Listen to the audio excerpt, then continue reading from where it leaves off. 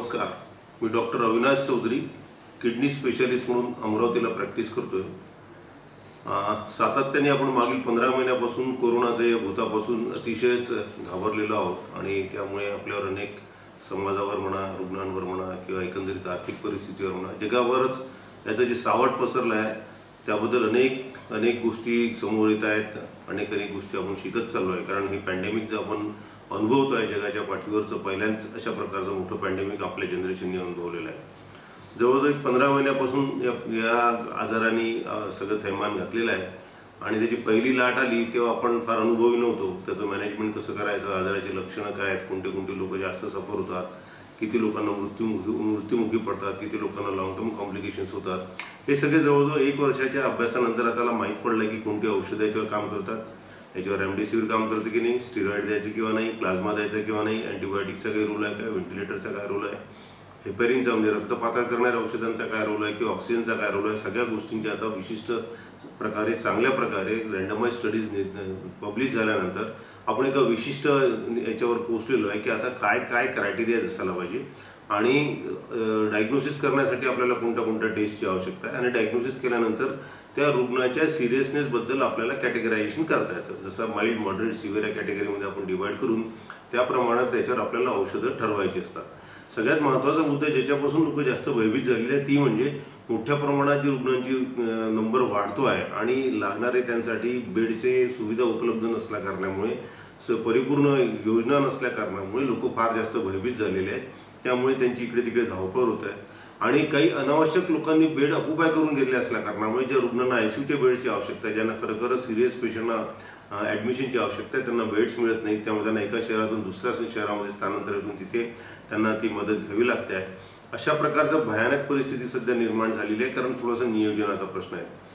पहिली लाट आपण सगळ्यांनी अनुभवली, ती पहिली लाट जवळजवळ 1 वर्षानंतर शमली होती, आपण उर्वरित सगळ्या कामांना लागलेलो होतो, पण अचानक आता दुसऱ्या लाटेची सुरुवात झालेली आहे आणि सांगताना खरं पाहिलं तर अभिमानाची गोष्ट नाही, वाईट गोष्ट वाटतं मेन्शन करताना की या दुसरी लाटेची जेव्हा सुरुवात झाली त्यात अमरावती शहर हे जगाच्या इतिहासात, जगाच्या पाठीवर भूगोलामध्ये फार प्रकारे नोंदल्या गेलं, ज्याची आठवण करण्यात आली, कारण इथे ज्या प्रकारे रुग्णांची संख्येची वाढ झाली होती ती अतिशय भयानक असल्या कारणामुळे अमरावतीची चर्चा सगळ्या ठिकाणी होत गेली। पण इथे सगळ्या लोकांच्या मदतीने, डॉक्टरांच्या मदतीने महानगरपालिका आणि प्रशासनाने त्याच्यावर आता काबू केलेला आहे। पण एवढंच होऊन थांबलेलं नाही, ही लाट आता परत दुसऱ्या ठिकाणी विस्थापित होत आहे।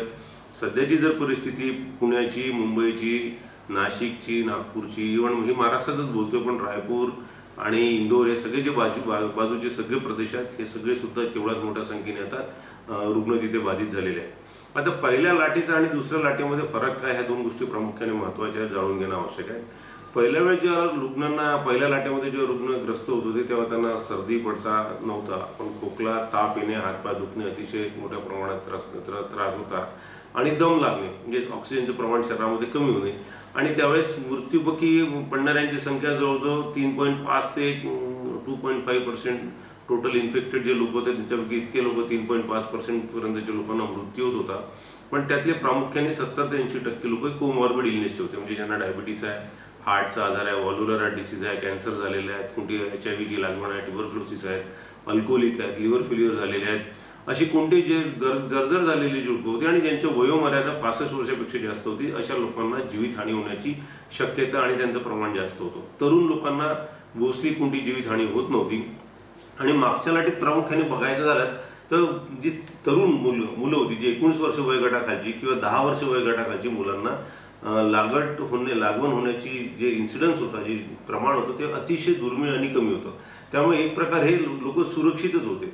जवळजवळ अशा प्रकारची लाट जगभर राहिली, जगभरात अनेक प्रकारचे उपक्रम राबवले गेले, सोशल इव्हेंट्स राबवले गेलेत, सगळा समाज रस्त्यावर उतरून लोकांना एकमेकाला मदतीला आलेत, लोकांनी अन्न पुरवठा दिलं, अनेक नवीन समस्यांना तोंड द्यावलं। मायग्रेंट लेबर्स मुंबईवरून किंवा मोठ्या शहरातून इंडस्ट्रियल प्लेसेसमधून मायग्रेट झाले, त्यांनी सुद्धा इन्फेक्शन आपल्यासोबत गावापर्यंत पोहोचवलं। पहिले अर्बन एरियामध्ये इन्फेक्शन होतं, नंतर गावापर्यंत पोहोचलो आणि विस्थापितांचे मोठे प्रश्न उपस्थित झाले आणि इंडस्ट्रियल डेव्हलपमेंट्स आणि बाकीचे रोजगार भयानक चिरडले गेले, त्यामुळे इकॉनॉमिकल लॉस भारताला खूप मोठ्या प्रमाणात झाला। पण एक चांगल्या प्रकारचं सेंट्रलचं मॅनेजमेंट असल्या कारणामुळे आपण ह्या सगळ्या गोष्टीतून सावरलो आणि जो आपण 3 नंबरचा एक इकॉनॉमिकल कंट्री म्हणून होतो आपण सुद्धा अबाधित राहिलो. पण अचानक आता हे अपेक्षित नव्हतं की अशा प्रकारची दुसरी लाट सुद्धा परत येईल, कारण आतापर्यंत जे फायनान्शियल एवढं मोठं बर्डन आलं होतं त्याच्यातून सावरता कठीण झालं असताना सुद्धा आपण आपल्या मित्र देशांना सुद्धा मदत करण्याचं थांबवलेलं नाही. त्यांना लसी पुरवल्या, त्यांना अनेक प्रकारची व्हेंटिलेटर्स पुरवले, ऑक्सिजनच्या गोष्टी पुरवल्यात. आपण चांगल्या प्रकारे आपला रोल निभावलाय, त्यामुळे जगाच्या पाठीवर आपलं कौतुकच करण्यात आलं. ही सेकंड लाट जेव्हा आता परत आली तेव्हा एक वेगळ्या प्रकारचं चित्र लक्षात आलं की या सेकंड लाटीमध्ये लहान मुलांचं इन्फेक्शनचं प्रमाण जवळजवळ 9 ते 10% म्हणजे 100 रुग्णांपैकी जवळजवळ 9 ते 10% लहान मुलं आपल्याला आढळतात. त्यांना मृत्यूमुखी पडण्याचं प्रमाण म्हणजे जीवितहानी होण्याची प्रमाण अतिशय कमी आहे. पण त्यांना पहिले सुरुवातीला अशी लक्षणं होत नव्हती. आता लहान मुलं सुद्धा आपल्याला पीडित झालेले दिसत आहेत. आता दुसऱ्या लाटेचा आणि पहिल्या लाटेच्या जीवाणूंमध्ये काही फरक आहे का? हो, हे सगळे म्युटेटेड व्हायरस आहेत. म्हणजे एकच जो जीवाणू आहे हा म्युटेट झाल्यामुळे त्याचं आपलं थोडंसं रूप बदलल्यामुळे त्यांची लक्षणं सुद्धा बदलली आणि शरीरावर होणारी हानी सुद्धा बदलली. त्यामुळे सुरुवातीला हे डिटेक्ट करताना आपल्याला थोडासा वेळ लागला आणि जवळजवळ 6-7 स्ट्रेन आता आपण डिटेक्ट केले आहेत, ज्या म्युटेटेड स्ट्रेन म्हणतात. काही स्ट्रेन आपल्या ब्रिटन, कॅनडा, ब्राझीलमधून मायग्रेट झालेले आहेत, काही स्ट्रेन इथेच म्युटेट झालेले आहेत. त्यामुळे त्यांची लक्षणं सुद्धा नवीन होती. आणि तुम्ही म्हणत असाल की काही लोकांना परत इन्फेक्शन झालं, ते कसं काय झालं? तर असा प्रश्न असा आहे की ज्या लोकांना इन्फेक्शन पहिल्यांदा झालं होतं त्यांना होणारं जे इन्फेक्शन होतं, ज्याला व्हायरस जो होता तो वेगळा व्हायरस होता. आणि हा जो व्हायरसची प्रजाती जरी एकच असली, त्याचं रूप बदललेलं असल्या कारणामुळे जी प्रतिकारशक्ती त्याच्या शरीरामध्ये जुन्या रुग्णांच्या शरीरामध्ये निर्माण झाली होती ती आता या जीवाणूंच्या याला एस्केप करत चाललेली आहेत. म्हणजे ते जे आपल्याकडे अँटीबॉडीज आहेत त्यांना आयडेंटिफाय करत नाही, नलिफाय करत नाही आहेत, नष्ट करू शकत नसल्या कारणामुळे त्यांना परत हे दुसऱ्यांदा इन्फेक्शन झालेलं आहे. फक्त एवढंच आहे की ज्यांना पहिल्यांदा इन्फेक्शन झालं होतं काहीतरी प्रमाणात त्यांच्या शरीरामध्ये रोगप्रतिकार शक्ती असल्या कारणामुळे त्यांची सिव्हिरिटी अतिशय कमी होती. त्यामुळे त्यांना इन्फेक्शन झालं आणि लगेच 4-5 दिवसामध्ये असे रुग्ण बऱ्यापैकी ठीक व्हायला लागले. त्यामुळे मृत्यूमुखी पडण्याची संख्या अतिशय कमी आहे ज्यांना सेकंड टाइम इन्फेक्शन झालेलं आहे. आता तुम्ही बघितलं असेल की ही सेकंड लाट किती दिवस चालणार आणि त्याच्यावर आता काय उपाय. जवळजवळ 1-1.5 वर्षाच्या अभ्यासानंतर आपल्याला कळलं की जी औषधांचा सध्या तुटवडा चालू आहे, त्यात प्रामुख्याने रेमडेसिवीर नावाचं जे इंजेक्शनची चर्चा चालू आहे. त्याच्या आधी मी परत एकदा जाऊन तो सुरुवातीला आपण क्लोरोक्विन नावाचे गोळ्या घेत होतो. अतिशय मोठ्या प्रमाणात क्लोरोक्विन लोकांनी खाल्लेले आहेत. आता ते प्रूव्ह झालं की क्लोरोक्विनचा फारसा काही उपयोग या आजाराच्या मॅनेजमेंटसाठी होत नाही. दुसऱ्यांदा जे औषध आलं होतं फेविपिरेपिन म्हणून जे औषध आलं होतं त्याचं सुद्धा आपल्याला माहीत पडलं की नुसते अँटीव्हायरल ड्रग्ज आहेत, ते सुद्धा फारसे काही इफेक्टिव्ह नाही. ओरल ड्रग्ज आपण देतो आणि केव्हा द्यायला पाहिजे हे सुद्धा त्यात 1 मिनिटात मी बोलणार आहे. तिसरं तर रेमडेसिवीरचा सध्या भयानक मोठा तुटवडा चालू आहे. ग्रे मार्केटिंगमध्ये अनेक मोठ्या जास्तीचे पैसे आपण आपल्याला द्यावं लागत आहे आणि मोठ्या स्टडीजने सुद्धा प्रूव्ह केलं आहे की रेमडेसिवीरचा रोल अतिशय फार कमी पेशंटमध्ये आहे. जे सिरियसली इल लोक आहेत, ज्यांना खूप मोठ्या प्रमाणात ऑक्सिजनची रिक्वायरमेंट आहे, त्या लोकांमध्ये रेमडेसिवीर थोड्याफार प्रमाणात मदत करू शकतं. पण अभ्यासापूर्वक हे जाणीव माहीत पडलेलं आहे की ज्या लोकांना रेमडेसिवीर दिलं आणि ज्या लोकांना रेमडेसिवीर दिलं नाही, अशा 100 लोकांचा जर आपण अभ्यास केला तर मृत्यूमुखी पडणाऱ्यांच्या संख्यांमध्ये काही फरक नाही. त्यामुळे जो बेसिकली जे एंड स्टेज डॅमेजेस आहेत त्यात रेमडेसिवीरमध्ये त्याचा म्हणजे मृत्यू होण्याच्या संख्येमध्ये रेमडेसिवीर दिल्याने प्रमाणात काही फारसा पडलेला नाही. त्यामुळे मला कृपयाला या तुमच्या माध्यमातून सांगावं असं वाटतं की रेमडेसिवीरसाठी खूप काही धावपळ करू नका. आता बेड्ससाठी सुद्धा फार मोठ्या प्रमाणात धावपळ होत आहे. तर आपण याला थोडंसं कॅटेगराईज करू की माइल्ड, मॉडरेट, सिव्हिअर आजार म्हणजे काय. माइल्ड इलनेस म्हणजे ज्यांना फक्त हातपाय दुखणं आहेत, थोडासा खोकला आहेत, 98, 99 किंवा 100पर्यंत टेम्परेचर होत आहेत, कुणाला वास जातोय, कुणाची तोंडाची चव जाते, कुणाला पोटात मुरडा येतोय, 2-3 वेळा लूज मोशन होत आहे, उलट्या होतात, अशा प्रकारची ज्यांना लक्षणं येतात आणि ही लक्षणं तिथेच सीमित राहतात, त्यांना न्यूमोनिया होत नाही, ऑक्सिजनचं प्रमाण 95 पेक्षा कमी होत नाही, अशा लोकांना आपण माइल्ड इलनेस असं म्हणतो. त्यांच्या थोड्याशा टेस्ट करून आपण त्यांचं निदान करून त्यांना एक 4-5 दिवसाचं सपोर्टिव्ह ट्रीटमेंट ज्याला म्हणतो, एक बी कॉम्प्लेक्स किंवा इम्युनोमॉड्युलेटरला एक zinc, vitamin C, vitamin A, vitamin D सारख्या गोळ्या, तापाची गोळी आणि एखादं थोडंफार अँटीबायोटिकचा सुद्धा फारसा काही रोल नाही. सेकंडरी इन्फेक्शन अवॉइड करण्याकरता द्यावं लागतं. अँटीबायोटिक कोरोनाच्या आजाराकरता अदरवाईज कोणत्याही कामाचं नाही. या रुग्णांना ॲडमिशन घ्यायची कोणत्याही प्रकारे आवश्यकता नाही, फक्त त्यांना आयसोलेशनची आवश्यकता आहे. त्याला आपण जवळजवळ 17 दिवसाचं आयसोलेशन अतिशय महत्त्वाचं आहे, कारण हे लोक इन्फेक्टेड असतात, ते परिवारातल्या बाकी मंडळींना सुद्धा इन्फेक्ट करू शकतात. पहिल्या वेव्ह आणि दुसऱ्या वेव्हमध्ये अतिशय महत्त्वाचा जो प्रामुख्याने आढळलेला फरक हा होता की पहिल्या वेव्हमध्ये कुटुंबातला एखादा व्यक्ती इन्फेक्ट होता, माहीत पडत होतं, त्याचं डायग्नोसिस होतं, त्याला आयसोलेट केल्यानंतर बाकीचे रुग्ण सेफ राहत होते, बाकीचे मंडळी परिवारातले सेफ राहत होते. यावेळी जेव्हा एका व्यक्तीचं डायग्नोसिस होतं तोपर्यंत त्यांनी बाकी सगळ्या व्यक्तींना परिवारातल्या इन्फेक्ट केलेलं असतं आणि 1-2 दिवसातच लगेच बाकीचे परिवारातली मंडळी सुद्धा लक्षणं दाखवायला लागतात. त्यामुळे सांगायचं तात्पर्याची इन्फेक्टिव्हिटी खूप जास्त असल्या कारणामुळे परिवार इन्फेक्ट होत चाललेले आहे. त्यामुळे आयसोलेशन एकाच फॅमिलीमध्ये फारसं काही कारगर ठरत नाही आहे, कारण तोपर्यंत ऑलरेडी परिवार इन्फेक्ट झालेला असतो. करायला आता कोणत्या रुग्णांना ॲडमिशन करण्याची आवश्यकता आहे? ज्या रुग्णांना मॉडरेट टू सिव्हिअर इलनेस आहेत, म्हणजे ज्यांच्या रक्ताच्या पेशी कमी झालेल्या आहेत, ताप 100 डिग्री फॅरनहाईटपेक्षा जास्त आहे, प्रेशर कमी झालेले आहे, छातीचे ठोके वाढलेले आहेत, ज्यांना खूप दम लागतोय, ऑक्सिजनचं प्रमाण 95 पेक्षा कमी होत आहे, धाप लागत आहे आणि कधी कधी कन्व्हल्शन्स येत आहेत, खूप जास्त वेदना आहेत, असह्य आहेत, असे रुग्ण जे आहेत त्यांना कदाचित डॉक्टरच्या कन्सल्टेशनशी किंवा जनरल वॉर्डमध्ये आयसीयूच्या बाहेरमध्ये ऑब्झर्वेशनमध्ये राहण्याची आवश्यकता आहे. या रुग्णांना सुद्धा रेमडेसिवीर सारखे किंवा अँटीव्हायरल ड्रगची आवश्यकता नाही. रक्त पातळ करणारी औषधं आहेत, ज्यांना आपण जे थिनर्स म्हणतो, ब्लड थिनर, हे आपल्याला या रुग्णांमध्ये वापरायला हरकत नाही. स्पेशली जे ओल्ड एज आहे, डायबिटिक आहे ना, ज्यांना हार्टचे आजार आहेत, त्यांना द्यायला पाहिजे. या रुग्णांमध्ये सुद्धा अँटीबायोटिक्स आणि बाकीच्या गोष्टींची आवश्यकता नाही. ऑब्झर्वेशन, लागणार वाटेल तेव्हा लागेल तेव्हा थोडाफार ऑक्सिजनचा सपोर्ट आणि काउन्सिलिंग आणि अँटीबायोटिक्स म्हणजे तापासाठी देणारं औषध. तिसरा जो ग्रुप आहे, जो सध्याच्या परिस्थितीमध्ये 2% आसपास आहेत, हे जे 90-95% जे लोक आहेत, ज्यांना कोणत्याच प्रकारची ॲडमिशनची आवश्यकता नाही, घरी राहून त्यांचं मॅनेजमेंट केलं जाऊ शकतं. मी फार अभिमानाने सांगतो की जवळजवळ 400-450 रुग्ण माझ्याकडे ऑनलाईन मॅनेजमेंटवर आहेत. हे सगळे माइल्ड टू मॉडरेट आजाराचे लोक आहेत, ज्यांना आजपर्यंत फॉलोअपमध्ये फक्त 2 लोकांना फॉलोअपमध्ये ॲडमिशनची आवश्यकता पडली. अदरवाईज सगळेजण 5 ते 7 दिवसामध्ये फ्री कन्सल्टेशनमध्ये, ऑनलाईन कन्सल्टेशनमध्ये बऱ्यापैकी चांगले झाले आणि दुरून लोक या बाबतीत थोडीफार विचारपूस करतात आणि 1-1.5 वर्षाच्या अनुभवाचा मी त्यांना जो काही शक्य होईल तो फायदा देण्याचा प्रयत्न करतो. तिसऱ्या ग्रुपमध्ये म्हणालो की ज्यांचं ऑक्सिजनचं प्रमाण 94 पेक्षा कमी झालेलं आहे किंवा चालल्यानंतर 6 मिनिट वॉक केल्यानंतर त्यांचं ऑक्सिजनचं प्रमाण 90 पेक्षा खाली झालं जातं, खूप धाप लागत आहे, ताप 101 येतो आहे, पेशंटच्या रुग्णांना बाकीचे अजून कॉम्प्लिकेशन झालेले आहेत, कुठं पॅरालिसिस झाला आहे, हार्टचा आजार आलेला आहे, किडनीचा विकार झालेला आहे, पायावर थ्रोम्बोफ्लेबायटिस झालेला आहे, गँग्रीन्स व्हायला लागले आहेत, अशी जे रुग्ण आहेत त्यांना स्ट्रिक्टली आपल्याला ॲडमिट करून त्यांना सपोर्टिव्ह मेजर्स द्यावं लागतं. आता ऑक्सिजन थेरपीमध्ये काय लागतं की मोस्टली हा आजार आपण म्हणतो थ्रोम्बोसिसचा आजार आहे, म्हणजे रक्तवाहिन्यात थ्रोम्बोस क्लॉट झाल्यामुळे रक्त कॅरी करण्याची कपॅसिटी ब्लडची कमी झालेली असल्या कारणामुळे शरीराच्या इतरत्र अवयवांना ऑक्सिजन मिळत नाही. त्यामुळे जास्तीत जास्त प्रमाणामध्ये शरीरामध्ये जर ऑक्सिजन आपण भरलं तर बाकीच्या अवयवांना आपल्याला चांगल्या प्रकारे ऑक्सिजन दिलं जाते. ती एक प्रामुख्याने महत्त्वाची थेरपी आहे.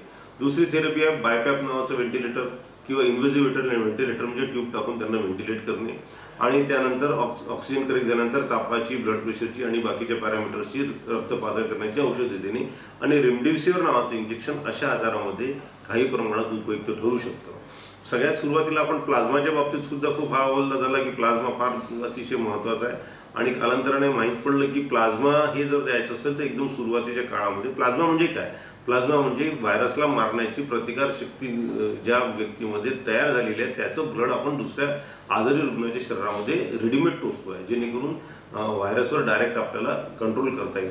पण मॅक्सिमम रुग्ण जे आपल्याला आढळतात ते आपल्याला हे डिलेड उशिरा झालेले असतात, ज्यांचं ऑलरेडी व्हायरसचे कॉम्प्लिकेशन्स निर्माण झाल्यानंतर लक्षात येतं की ते त्यांना आपल्याला काहीतरी सपोर्टिव्ह मेजर द्यावं लागतं. ती स्टेज निघून गेल्यानंतर प्लाझ्माचा फारसा उपयोग होत नाही. त्यामुळे प्लाझ्मा आता थेरपी आपल्या क्रायटेरियामधून जवळजवळ बाहेर झालेली आहे.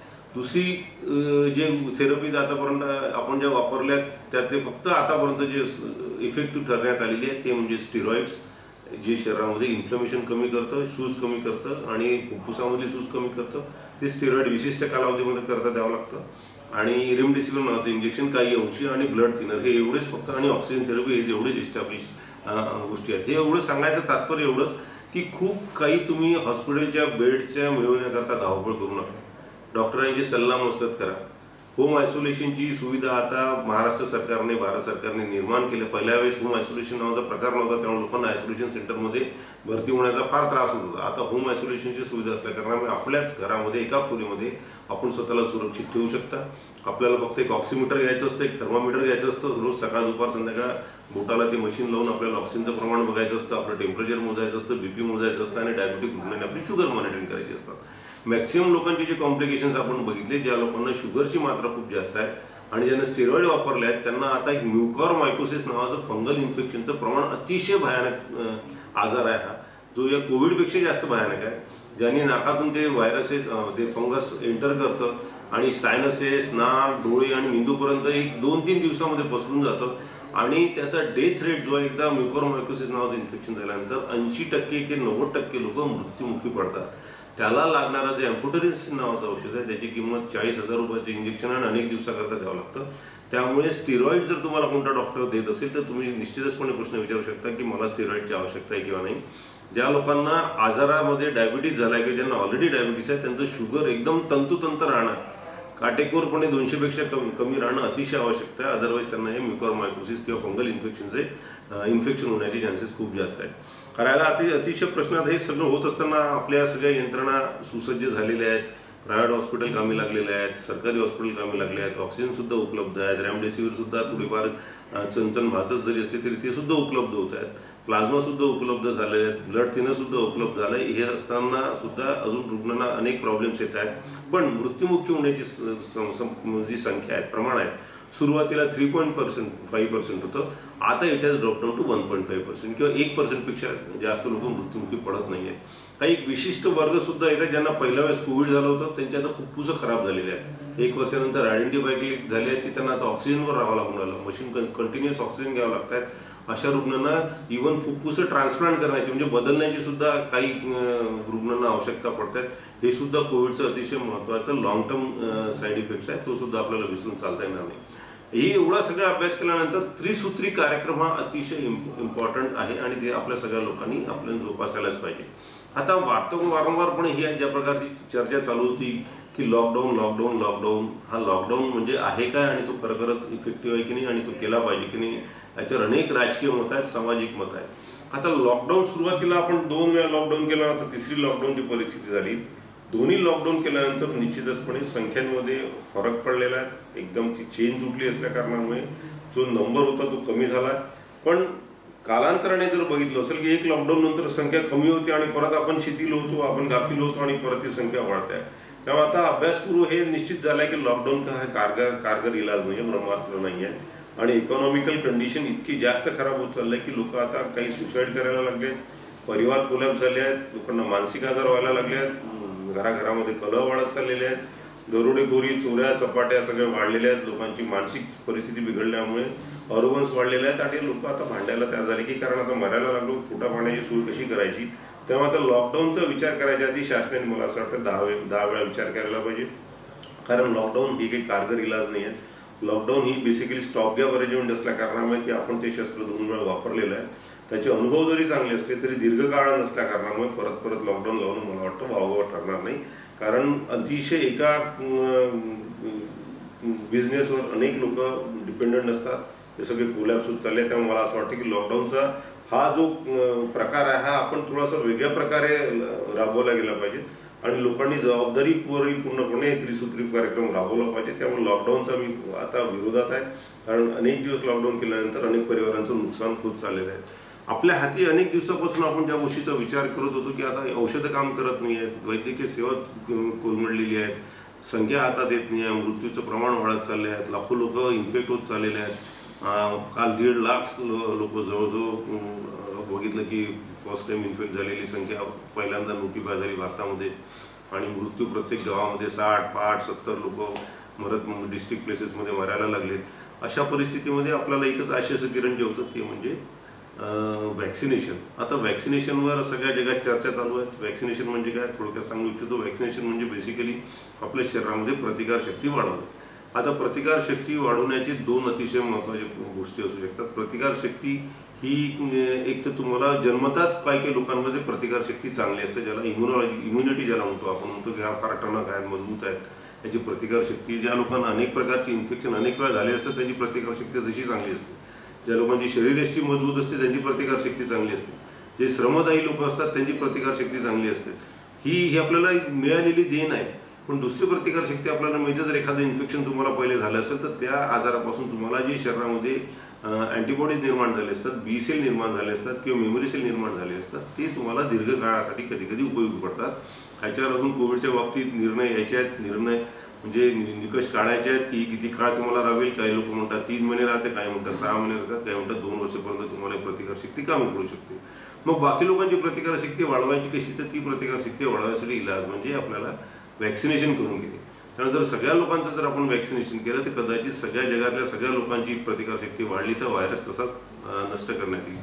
100% लोकांचं वॅक्सिनेशन किंवा प्रतिकारशक्ती वाढवणं शक्य नसते. त्यामुळे हे हर्ड इम्युनिटी नावाचा जो कन्सेप्ट आहे, ज्यात स्टॅटिस्टिशियननी हे दाखवलेलं आहे की 70% लोकांचं जर आपण अशा प्रकारची प्रतिकारशक्ती वाढली तर उर्वरित 30% लोकांना ऑटोमॅटिकली पॅसिव्हली त्यांना ती प्रतिकारशक्ती मिळते. कारण या 70% लोकांमध्ये हे जीवाणू जिवंत राहू शकत नाही. त्यामुळे ही जी चेन आहे त्यांची, ही चेन तुटून जाते. त्यामुळे ट्रान्समिशनची जे सोर्स आहे, transmission from one patient to other, हे कमी झाल्यामुळे ऑटोमॅटिकली ही विषाणू जे असतात हे नष्ट होतात आणि त्यामुळे प्रतिकारशक्ती सगळ्यांना त्याचा लाभ होतो. त्यामुळे आता आपलं इंटेन्शन आहे की जवळजवळ 30 ते 40% जगाच्या पाठीवरचे लोक येणे जेणेकरून इन्फेक्ट झालेले आहेत, कोणाला लक्षणं आले, कोणाला आले नाहीत, त्याला असिम्प्टोमॅटिक इन्फेक्शन म्हणतो. काही लोकांना इन्फेक्शनचे लक्षणं आले आणि ते बरे झाले. उर्वरित 30% लोकांचं जर आपण वॅक्सिनेशन जर केलं तर जवळजवळ 60-70% लोकांची इम्युनिटी वाढली असेल आणि त्याचे चांगले फायदे संपूर्ण लोकांना मिळेल आणि आपण हा आजारापासून मुक्ती मिळू शकतो. त्यामुळे वॅक्सिनेशनवर जोर द्यायला पाहिजे. 6-7 प्रकारचे वॅक्सिन्स अवेलेबल आहेत. अमेरिकन आणि युरोपियन कंट्रीजमध्ये फायझरचे, मॉडर्ना कंपनीचं वॅक्सिन आहे, ज्याचा जवळजवळ 95% पेक्षा त्याची प्रोटेक्शन आहे. स्पुटिक नावाचं वॅक्सिन रशियामध्ये, ते सुद्धा दावा करतात की 85 ते 90% त्याच्यापासून प्रोटेक्शन आहे. चायनाने एक वॅक्सिन काढलं आहे, ते म्हणतात 70 ते 80% त्यापासून प्रोटेक्शन आहे. आपण त्यांचा जास्त विचार करणार नाही. आपल्याला ती मॉडर्ना किंवा फायझरचे वॅक्सिन किंवा स्पुटिक वॅक्सिन अवेलेबल नाहीत, कारण ते एक्सपोर्ट करायला तयार नाही आहेत आणि ते आपल्यासाठी उपलब्ध नसल्या कारणाने त्यांचा आपण जास्त विचार करू नये. आपल्यासाठी 2 जे भारतीय संशोधनातून निर्माण झालेले वॅक्सिन्स आहेत, कोवॅक्सिन आणि कोविशिल्ड. 2 मोठ्या फर्म्स आहेत. सिरम इन्स्टिट्यूट ऑफ इंडिया, पुण्याची जी इन्स्टिट्यूट आहे, त्यांनी एक वॅक्सिन निर्माण केलं, त्याला कोविशिल्ड असं म्हणतात. आणि दुसरं कोवॅक्सिन नावाचं जे वॅक्सिन आहे, जे हैदराबाद इन्स्टिट्यूटमध्ये निर्माण झालेलं आहे. ॲस्ट्राझेनिका नावाच्या कंपनीने रिसर्च करून ऑक्सफर्ड युनिव्हर्सिटीच्या शास्त्रज्ञांसोबत त्याचा अभ्यास करून जे वॅक्सिन तयार केलं ते कोविशिल्ड नावाचं वॅक्सिन, त्याचा निर्माण करण्याचा कॉन्ट्रॅक्ट पुण्याला सिरम इन्स्टिट्यूटला दिल्या कारणामुळे पुनावालांनी ती जबाबदारी घेऊन करोडोच्या संख्येमध्ये वॅक्सिन निर्माण केले आणि त्यांची फेज 3 ट्रायल कंप्लीट झाली. आता याच्यात मल्टिपल फेजेस असतात. Phase 1 trial, phase 2 trial, phase 3 trial. Phase 1 ट्रायलमध्ये विशिष्ट प्राण्यांवर त्यांचा अभ्यास केला जातो, त्यांचे दुष्परिणाम बघितले जाते आणि दुष्परिणाम जर प्राण्यावर जास्त होत नसेल तर मग ह्युमन ट्रायल्स घेतल्या जातात.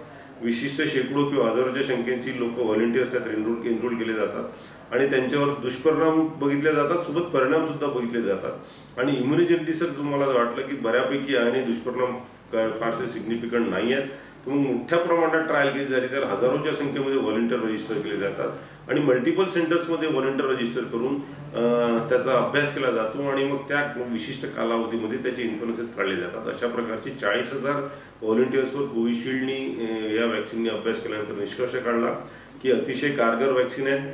70 ते 80% लोकांना याचं इम्युनिजेनिसिटी वाढते, म्हणजे प्रतिकारशक्ती वाढत आहे.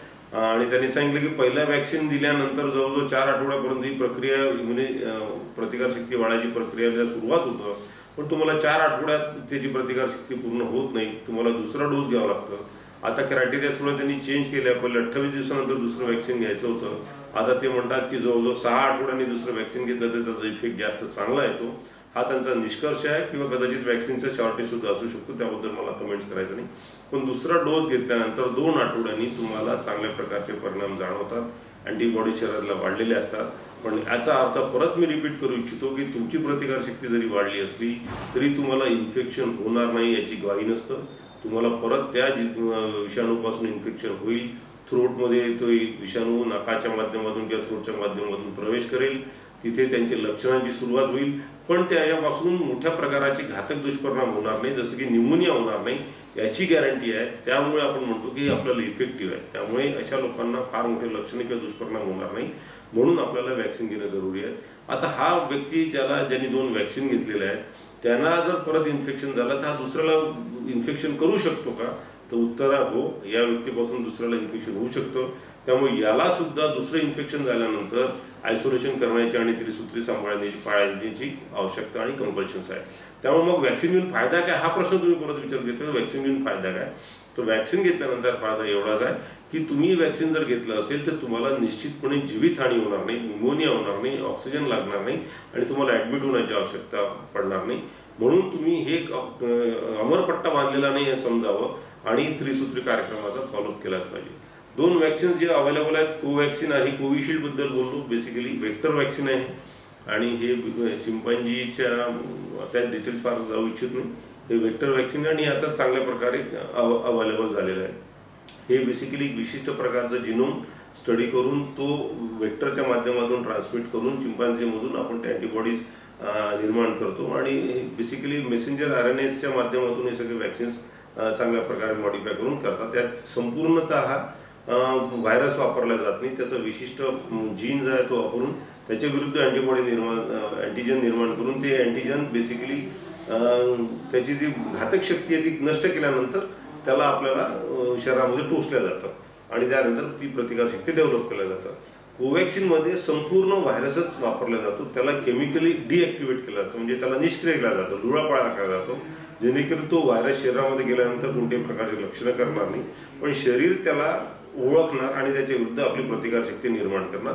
हा या 2 वॅक्सिनमधला फरक आहे. एकामध्ये संपूर्ण व्हायरस वापरला जातो ज्याला केमिकली डिॲक्टिवेट केला जातो, दुसऱ्यामध्ये त्यातला विशिष्ट जिनोम वापरला जातो आणि त्याच्या माध्यमातून वेक्टरच्या माध्यमातून त्याला ट्रान्सफर केल्यानंतर मेसेंजर RNAच्या माध्यमातून त्याला मॉडिफाय करून आपण अँटीबॉडी शरीरामध्ये निर्माण केले जातात. दोघांची कोल्ड चेन हे 2 ते 8 डिग्री टेम्परेचरपर्यंत मेंटेन करणं जरुरी आहे. 2 डोसेस जरुरी आहेत. कोण वॅक्सिन घेऊ शकतं कोण नाही घेऊ शकतं याच्यात 30 सेकंदात सांगतो की जगाच्या पाठीवरचा प्रत्येक वॅक्सिन घेऊ शकतो, कोण घेऊ शकत नाही याची संख्या अतिशय कमी आहे.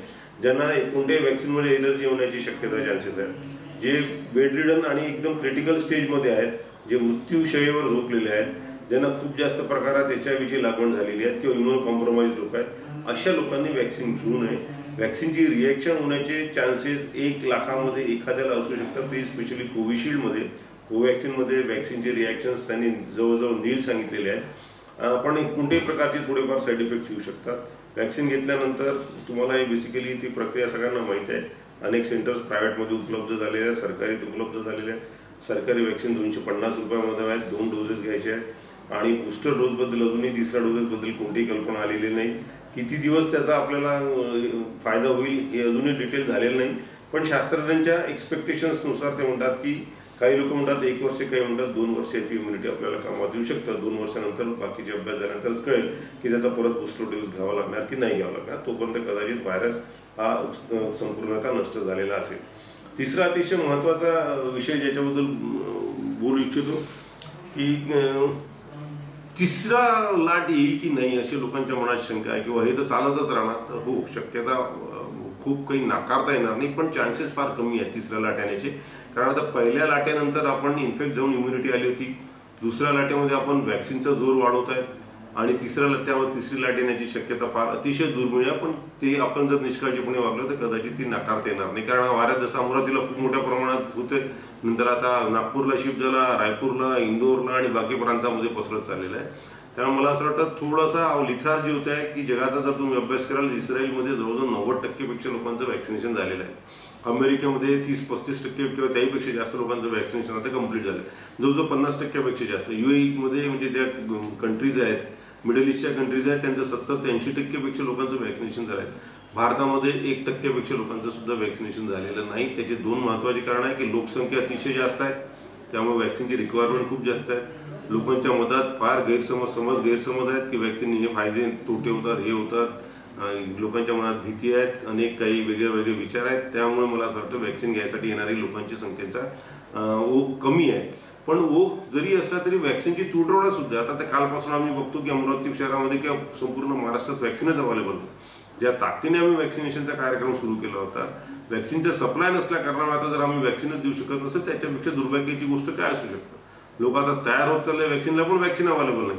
तेव्हा मला असं वाटतं सरकारने याच्यावर थोडंसं जास्त कॉन्सन्ट्रेट करून वॅक्सिन उपलब्ध वॉक इन वॅक्सिन असायला पाहिजे. ज्याला जिथे इथे घ्यायचं त्यांनी वॅक्सिन मिळालं पाहिजे आणि तो लोकांचा नैतिक अधिकार आहे, मानवी अधिकार आहे, त्यांना ते द्यायला पाहिजे. आणि ही आरोग्य संस्थेची, देशाची आणि शासनाची किंवा महाराष्ट्राची सुद्धा जबाबदारी आहे.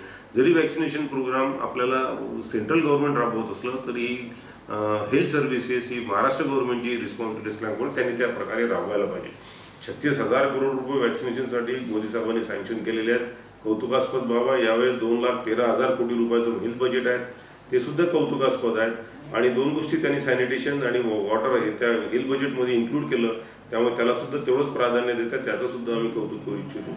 मला असं वाटतं, परत सांगू इच्छितो की वॅक्सिनेशनच्या कार्यक्रमाला सगळ्या लोकांनी पुरजोरपणे मदत करायला पाहिजे. यात कोणत्याही प्रकारचे किंतु परंतु बाळगू नका.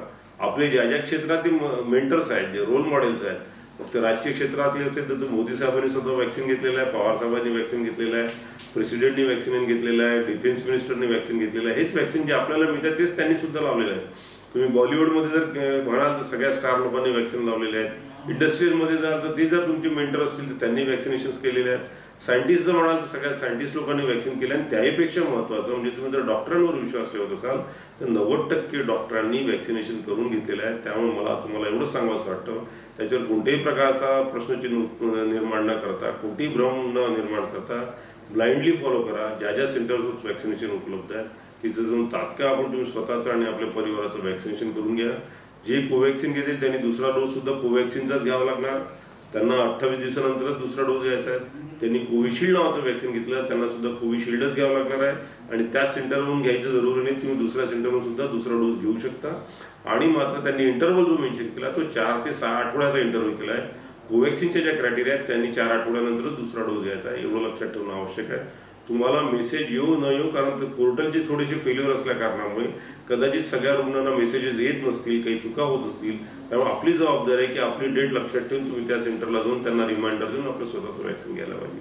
मला असं वाटतं सध्याच्या परिस्थितीमध्ये हेल्थ सिस्टीम जरी पूर्णतः तयार झालेली असली, ट्रेन झालेली असली, औषधांचा सुद्धा चांगल्या प्रकारे साठा असला तरी 2 गोष्टी ज्याच्याकडे आपल्याला अजूनही निष्काळजीपणे बघता येणार नाही, ते म्हणजे त्रिसूत्री कार्यक्रम. त्या स्वच्छ हात वारंवार, तोंडावर मास्क, नाकातोंडावर मास्क वापरणे. आता थोडंसं डबल मास्कची कन्सेप्ट आलेली आहे. 2 मास्क वापरले तर जास्त प्रोटेक्शन होतं आहे. आणि नंबर 3 गोष्टी म्हणजे सेफ डिस्टन्सिंग, ज्याला आपण म्हणतो 2 गज की दुरी, हा जो डायलॉग फेमस झाला आहे तो निश्चितच पाळणे. क्राऊडेड एरियामध्ये जाऊ नका, कोणत्याही मोठ्या प्रकारचे समारंभ करू नका, मोठे दिमागदार कार्यक्रमांना हजेरी लावू नका, कारण तिथूनच इन्फेक्शन होण्याचे चान्सेस आहेत. 1 वर्षभर जर आपण परत हे जर त्रास सहन केला तर निश्चितपणे भविष्य आपलं उज्ज्वल राहणार याची मला खात्री आहे. सोबतच सगळ्यांचं वॅक्सिनेशन झालं की नाही, तुमचंच नसेल, तुमच्या परिवाराचंच नसून तुमच्या परिवाराच्या आजूबाजूला राहणाऱ्या समाजातल्या प्रत्येक घटकांना तुम्ही वॅक्सिनेशनसाठी कन्व्हिन्स करणं, समजावणं आणि कोणत्या NGOच्या माध्यमातून किंवा स्वतः सुद्धा त्यांना त्या वॅक्सिनेशन सेंटरला घेऊन जाऊन वॅक्सिन लावून घेण्याची सुद्धा जबाबदारी आपली आणि आपलीच आहे. शासनाची जबाबदारी फक्त वॅक्सिन पुरवणे आहेत, पण ती लावून घेण्याची जबाबदारी आणि लोकांना समजावण्याची जबाबदारी ही आपली असल्या कारणामुळे आपल्याला शासनावर खापर फोडून चालणार नाही. आपण ही सगळे मिळून जबाबदारी पार पडूया, त्रिसूत्री कार्यक्रमाचं पालन करूया. आजाराला घाबरण्याचं कारण नाही आहे. काही लोक फार आरडाओरड करतायत की कोरोनाच नाही आहे. नाही, कोरोना आहे, त्याचे दुष्परिणाम आहेत, हा आजार अस्तित्वात आहे. त्यामुळे त्याच्यावर सुद्धा तुम्ही विश्वास ठेवू नका. आपल्याला काळजी घेणं अतिशय आवश्यक आहे. सोबत शेतकऱ्यांचे जे रोड मजुरी करणारे लोक आहेत त्यांचं सगळ्यांचं रिहॅबिलिटेशन करण्याची सुद्धा आपली जबाबदारी आहे.